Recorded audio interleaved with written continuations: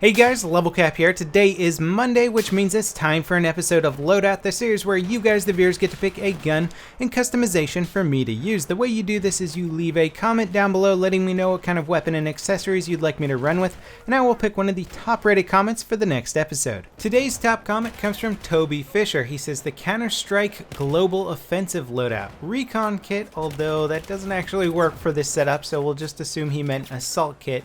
The AUG A3 ACOG sight, vertical grip / ergo grip laser sight just for hipfire, and heavy barrel for recoil and accuracy. Deagle 44, no optic, heavy barrel laser sight. No equipment because screw you, no equipment in CSGO. For grenades, either use the frag, flashbang, smoke, or incendiary.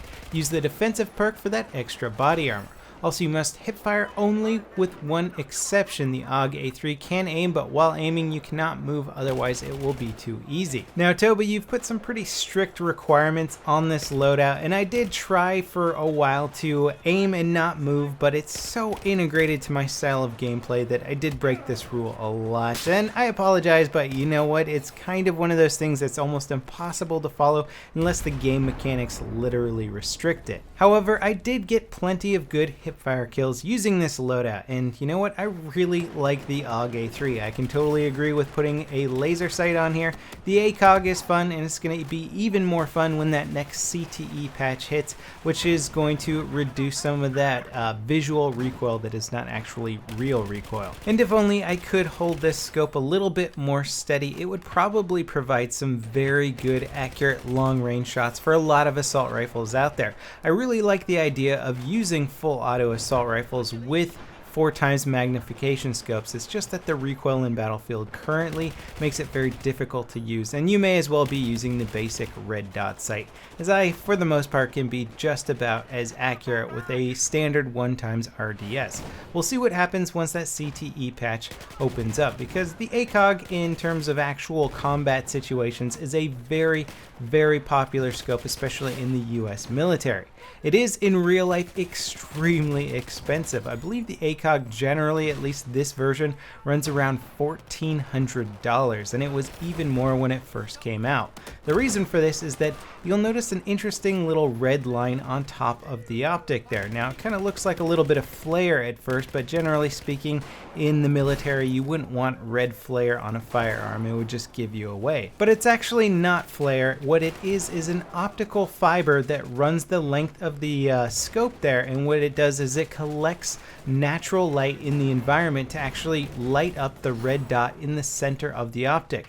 That means this optic isn't going to require batteries at all, and even in nighttime situations the natural light of the moon will give you a bright enough red dot to zero in on your target. Pretty awesome technology if you ask me. A batteryless red dot sight. What more can you really ask for? Now in the original Counter-Strike game you didn't run the AUG A3, you actually ran with the AUG A1, and there was a pretty big difference between those guns because the AUG A1 has a built-in scope. It's kind of a goofy looking scope, and you couldn't interchange it with anything, and you couldn't adjust the height on it. The AUG A3 instead gets rid of the scope and puts a seamless rail across the top, allowing you to put any sort of optic that you want. The Picatinny rail has really kind of transformed modern firearms as opposed to old school firearms, allowing you to customize them and use any sort of gear on them that you want. Even the original AUG A1 had a built-in foregrip, whereas the new one has an under rail, allowing you to put whatever kind of grip you want on there. Weapon customization is certainly a cool aspect of modern guns, and it's really fun for video games. Now sadly, this loadout doesn't make a huge amount of sense in Battlefield 4 simply because the AUG is not the most accurate weapon out there. I wish it was, but it's not. It actually has an extremely long internal barrel, which, you know, some gun nut out there is going to say that doesn't necessarily mean the gun is accurate, but it also doesn't mean that the gun is inaccurate. I would imagine that you could use the AUG in real life as a marksman weapon.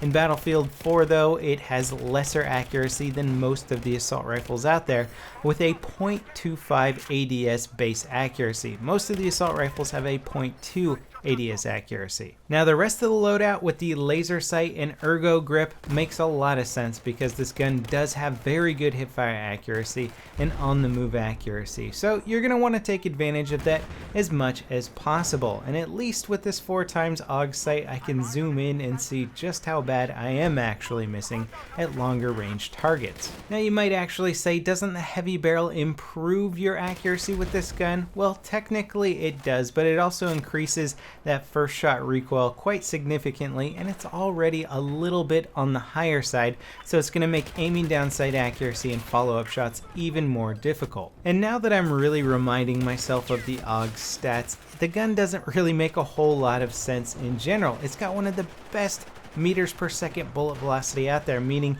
you're going to want to use this gun for hitting long range targets, yet it does not have the accuracy to do well for long range target shooting. I would much prefer an average M416 assault rifle for long range shooting. You're going to get more accurate shots and land more shots on your ranged targets. So again, the stats on this gun are kind of all over the place. It doesn't really make a whole lot of sense as a weapon unless you're just using it for hip fire, in which case it's got okay rate of fire and not so great reload speed. This would actually be a great gun for DICE to put back on the chopping block and say, what exactly were we trying to do with this weapon? What niche were we trying to fill with this gun?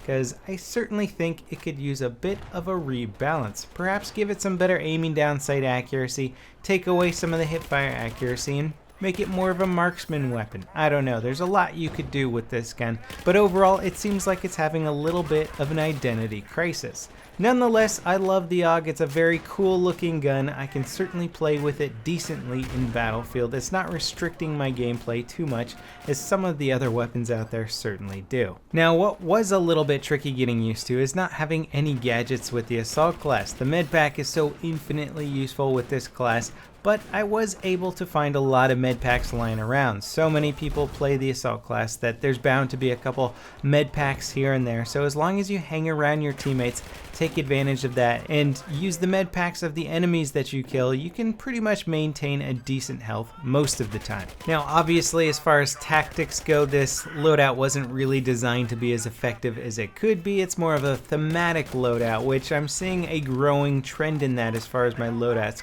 comments go these days.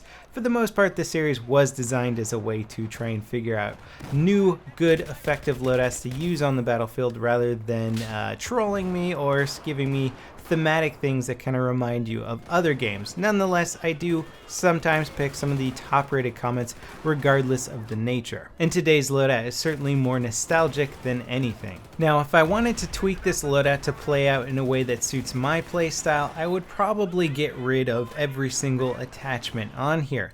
As much as I like making guns good for hipfire, this one isn't going to be particularly amazing in that department, so rather than playing to the strengths of the hipfire to this weapon, I would probably try and make it a little bit more accurate. There's something about the recoil on this weapon that I find particularly easy to use. It's probably because it has a 700 round per minute rate of fire, making it a little bit easier to manage. So I'd put a stubby grip on here to try and make my bullet bloom a little bit less, and then probably put a flash hider, or maybe keep the heavy barrel. I'd do some testing first and see how easy it was to control the recoil.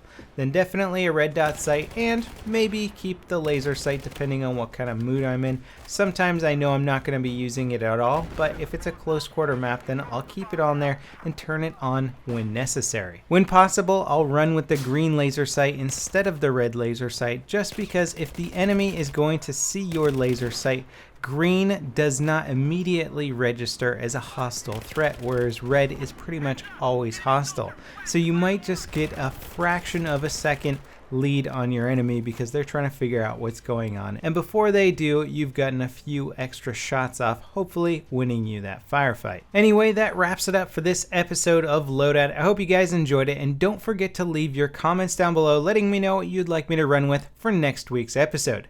As always, guys, I'll see you next time. This is LevelCap signing off.